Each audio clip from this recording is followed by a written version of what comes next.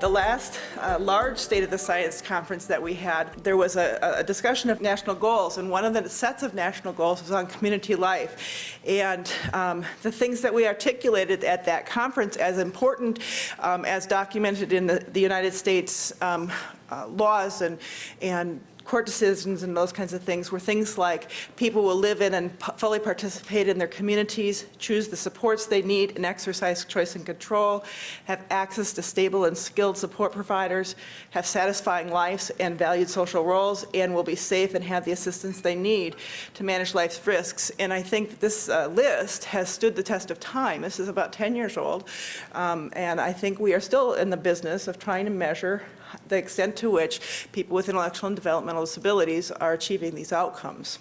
Now, obviously, the UN Convention has given us another lens on these same set of outcomes. So, as I thought about the things that, if I'm going to do a research project and I'm going to present the results of an intervention, or I'm going to present the differences between groups, what are the things that I always need to keep in mind or take into account in that analysis? And Roger mentioned earlier, one of the things that's become loud and clear in our analysis of the national core indicators is there are tremendous state differences in how people experience their lives from one U.S. state to the next. And if we don't take those into account, we are not going to be able to explain the variability between outcomes for people. But other things that matter, Charlie talked about this morning, setting size and type makes a big difference. It also makes a difference the characteristics of an organization in which a person receives services matters a lot. Some things that are in that category that are important are things like turnover rate and supervisor competence and commitment and understanding of person-centered values. And if you don't take those things into account, both in your research and in the analysis of results, you're not going to be able to, again, account for as much of the variability in outcomes as you might want to. And then there are individual characteristics, and we've heard about those throughout the sessions, things like adaptive behavior skills or level of intellectual disability, where people vary on those characteristics separate from any other intervention. And we'll show you some examples now of where we have found these predictors and covariates to be important. So we'll look at, very briefly, the Residential Information Systems Project, the National Core Indicators, our line of research on the direct support workforce, and just a peek at our longitudinal study on active support. So this slide has been shown, I know, at least at 2 or 3 other sessions at this conference. This is a slide from the Residential Information Systems Project. Every year we ask the directors of developmental disability services in each state, how many people in your state are living in large state-operated public facilities. And as you've already heard, the numbers have been dwindling pretty significantly over time, all the way going back to the 1960s. What's more important now is to take a look at where are people living, and I've heard this actually talked about in the conference as well. Essentially, what I want to point out to you, it's a kind of a complicated graph, but the things to understand are nursing home is the very bottom. Institutions of any kind with 16 or more people is the next. Institutions or congregate settings with 7 to 15 people are the purple. If you look across those three, what you see since 1998, that the number of people in those 3 kinds of settings combined is about the same in 1998 and in 2010. You see a little bit of growth in the number of people living in places, congregate places with 1 to 6 individuals, pretty steady use of host home or foster home settings. And then the thing that we've talked about, I've heard it several times in the conference, the growth of the service delivery system to families, to people living in family homes, and I haven't heard as much about this, the growth in the number of people with intellectual and developmental disabilities who are receiving services and supports while living in homes they own, or rent, or lease, or whatever. And that group actually has grown tremendously. It's more than doubled in the last 12 years. years. And so when we talk about doing research in intellectual and developmental disabilities, and we talk about trying to do it in context, if we are not studying people in those two contexts, family homes and people in their own homes, we really are missing where our service delivery system is going, and that brings some new challenges, right? Because it's much more difficult in some ways to study people in the context of their own home or family home, and to do intervention in those contexts than it is to do in congregate settings. Now, you saw a version of this slide yesterday. The point of this slide is just to show the state variability in one particular outcome. Somebody mentioned yesterday that AIDD is, George Jethin mentioned that AIDD is looking at GEPRA measures, ways to figure out how the ADD programs are doing overall and within each state. And one of the measures that's being proposed is the percentage of people who don't live with family members who live in really small places. And so what you see here is the light bars are showing by state the proportion of people who are not living with family members who are living in places that have 1 to 3 or 4 to 6 people in them, and the other comparison is with 7 or more people. So at the top of the graph, the chart, you see the District of Columbia, Maryland, Arizona, and New Hampshire serving almost everybody in places with 1 to 6 people, and at the bottom, Illinois, Arkansas, Mississippi, serving less than half of the people that they serve who aren't in family homes in places with 1 to 3 places, so 1 to 3 people. So you can see just on this graph that if you want to take a look at a national picture of how people are doing and you don't take into account the size and type of place and the state that the person is in, you will get a picture that is skewed in ways that you may not be able to interpret easily.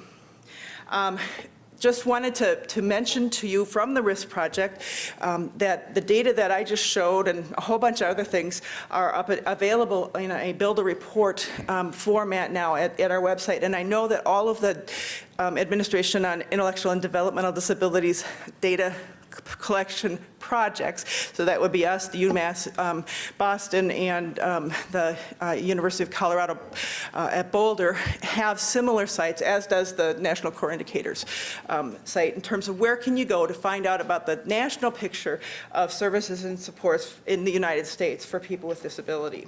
So this slide, now we're talking about what are the things that matter in the covariates. And one of the studies that we had opportunity to do, and this is actually a little bit of an older slide, was to do some work with the National Health Interview Survey, so back to Eric's comment.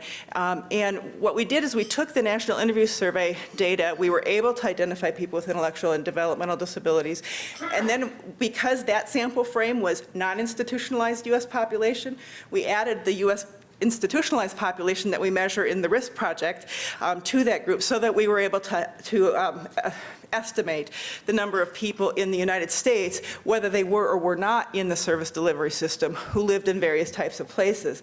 And here you see about 77% of those people were living in family homes.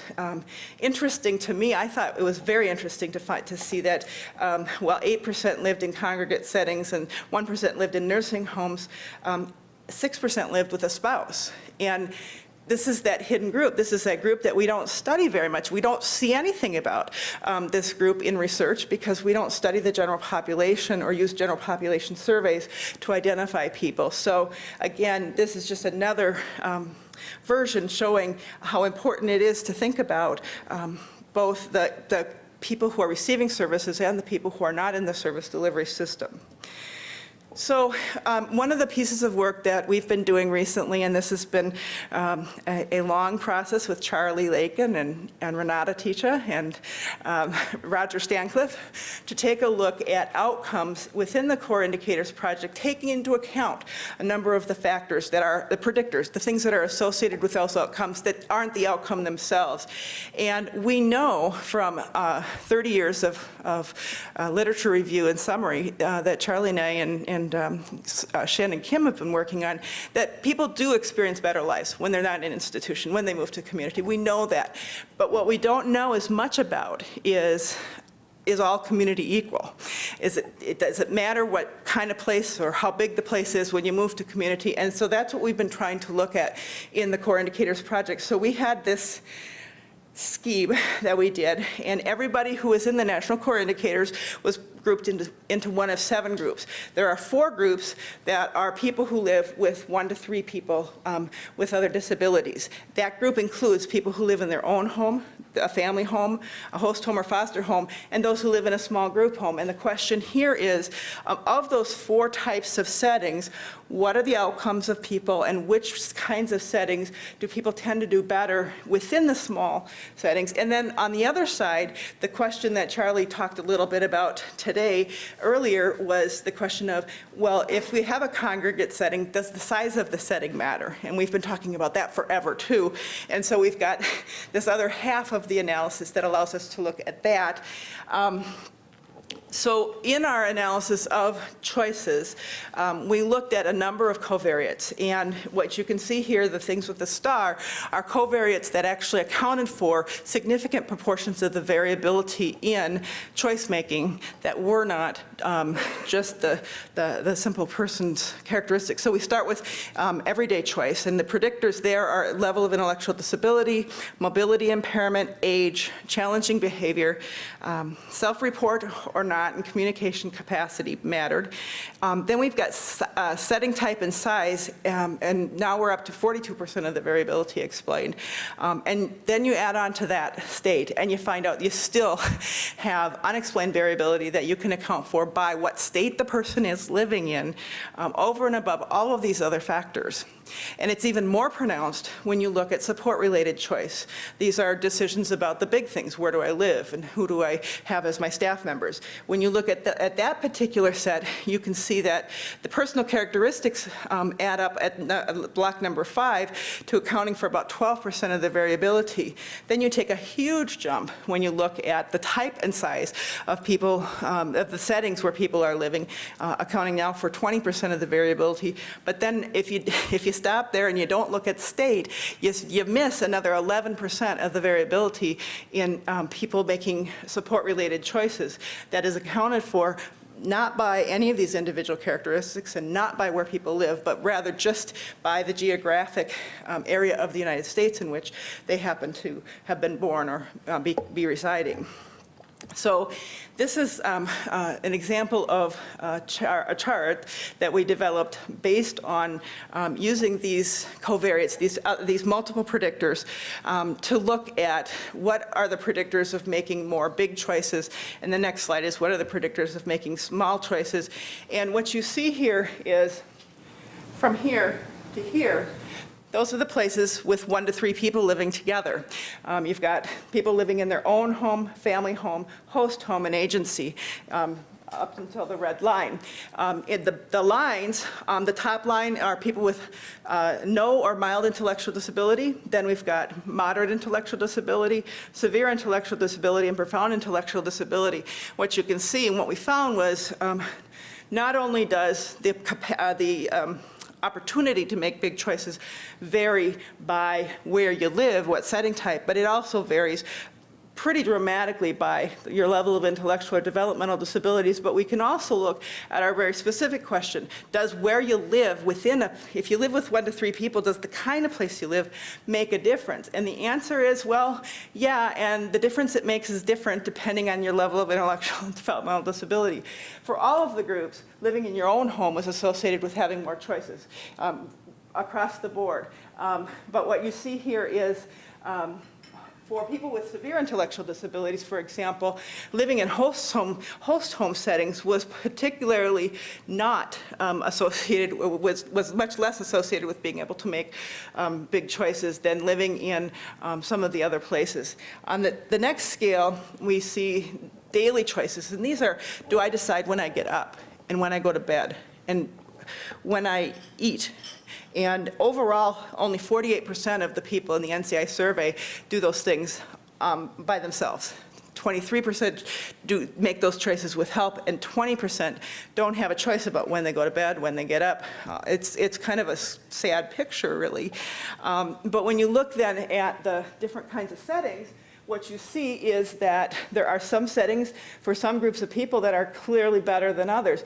For people with mild and moderate intellectual disability, the pattern that we showed earlier is still the same. People living in their own home or in their family home have pretty good outcomes. But when you get down into the people with severe and profound intellectual disabilities, you find out that if you have a profound intellectual disability, if you live with your family, you have fewer choices about your daily living than you do if you're living in an agency group home or in a host family home.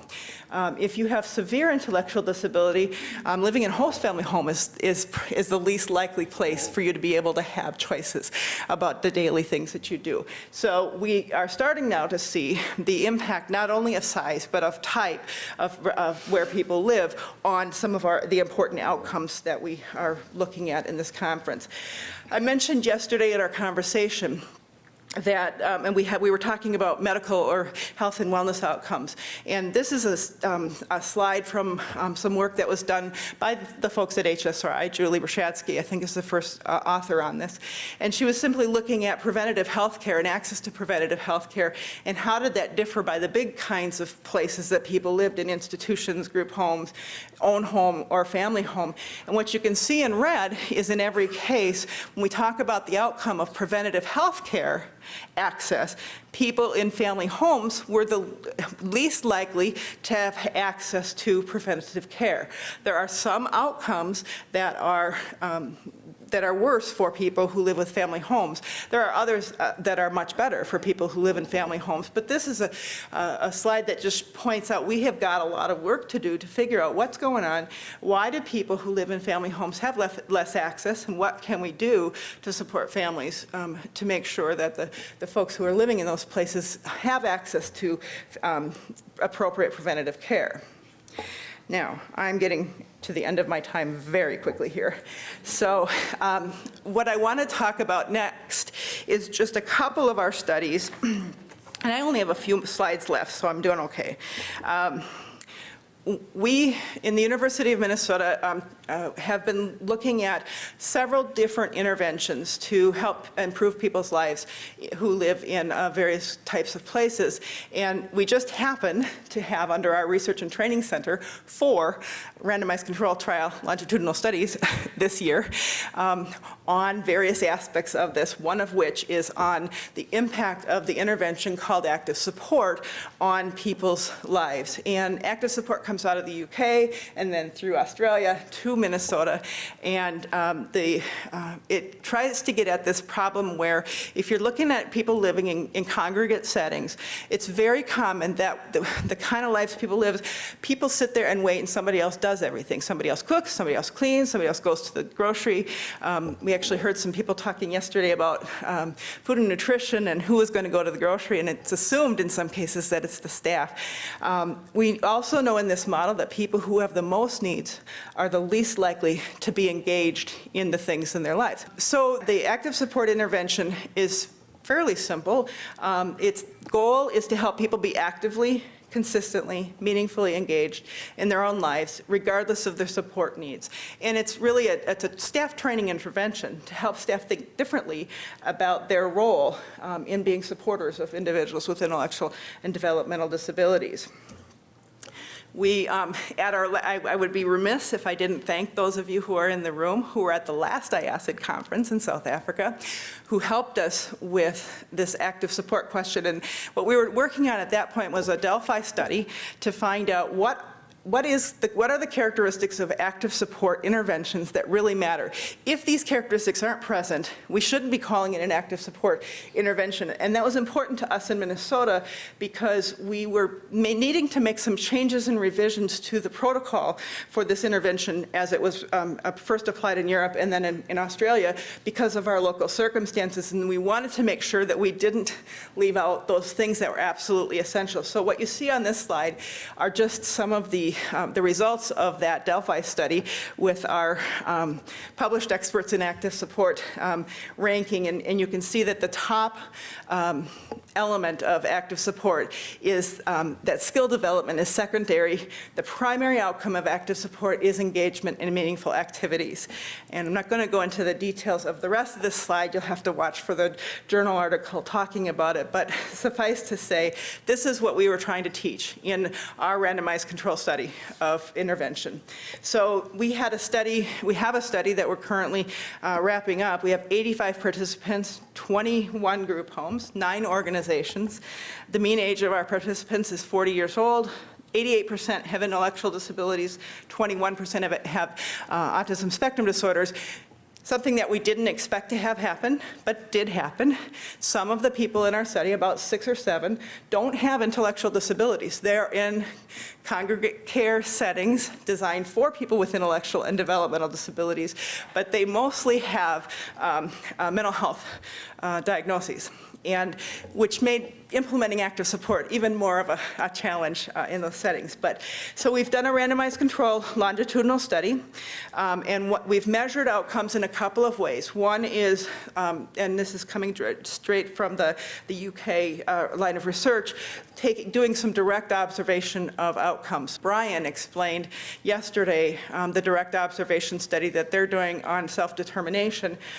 In this study, we were interested in observing people to find out how often, what percentage of the time that we observed them were people with intellectual or developmental disabilities engaged in either social engagement, so that is interacting with other people, or non-social engagement, that's participating in meaningful activities, cooking and cleaning, or recreation, or anything else besides sitting and doing nothing.